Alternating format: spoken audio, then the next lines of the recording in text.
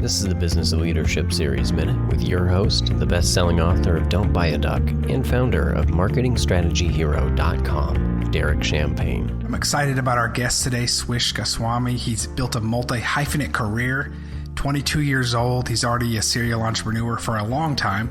LinkedIn youth editor, past Fortune 500 consultant for companies such as Google, American Express, and others, a venture capitalist, a UN youth ambassador, 3-time TEDx speaker, disruptor, curator, a builder, an influencer, and CEO and co-founder of TrueFan. Swish, thanks for spending a few minutes with us today. Thank you for having me. Really appreciate it. I love it. You say you were an average kid, maybe not a genius, but you're doing some great things. I appreciate that humility. I've got a son who's 9, a daughter who's 11. My son, it reminds me of some things you're sharing right now of how he likes to build things, and hearing your parents be supportive. How did that help you to have parents that were supportive? And 7 years old, you have an idea for a hovercraft. Your dad helps you build it. That stands out to you as a big memory, which is really cool. Talk to me about being supportive and what it meant to you to have that kind of support from your parents. It was the X factor, right? Like, again, Right. I wasn't a child genius. I don't think I was, but I had incredibly supportive parents. Like, I remember my mom would drive me to field hockey practice in the morning. Then after that, take me to school, pick me up from school. She'd be like, what do you want to eat? Bring me my lunch or my dinner, sometimes even into the car, and drive me to dance practice or debate practice or whatever it was. So, like, to have parents that kind of gave their soul and their life to me is just something that I'm very indebted to, which is why even now, the closest thing that I have in my life is still family.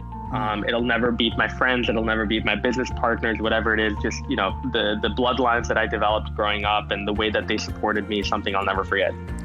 I love that. And, something that stands out to me, I see a lot of seasoned entrepreneurs or leaders who start with this curiosity and begin to create things, but then kind of get knocked down over time and they get jaded. I feel like you've really bottled the curiosity part of it.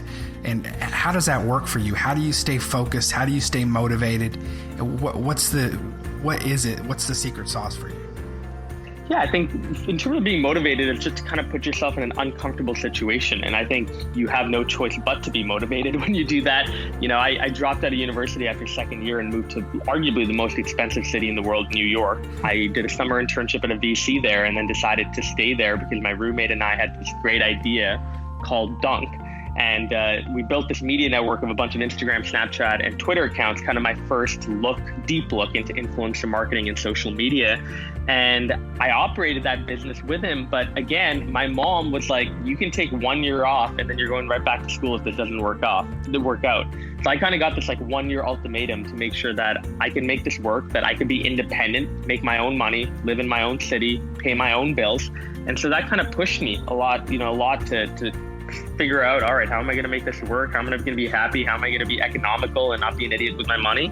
And all of those lessons that I learned in that 1 year, which I continue to learn even now, I think it's awesome that I can continue learning as I grow up. There's so many new challenges that come into your head, but I think that's something that really pushed me to stay motivated. But in terms of just overall, it doesn't mean that despite being motivated, I don't have mornings where I don't want to get out of bed. I'm not a morning person as it is, so that's just always a tough thing for me to do. But B, there are obviously days where I just, as a human being, feel tired or stressed out or just bogged down with the amount of work that I have. That there are times I'm like, maybe it's just better if I sleep in today. But again, I feel like those moments where you push and you get up and you get into the shower and just try getting your shit done are really the days that separate the people that get things done from the people that just are like, all right, you know what, maybe it's not for me.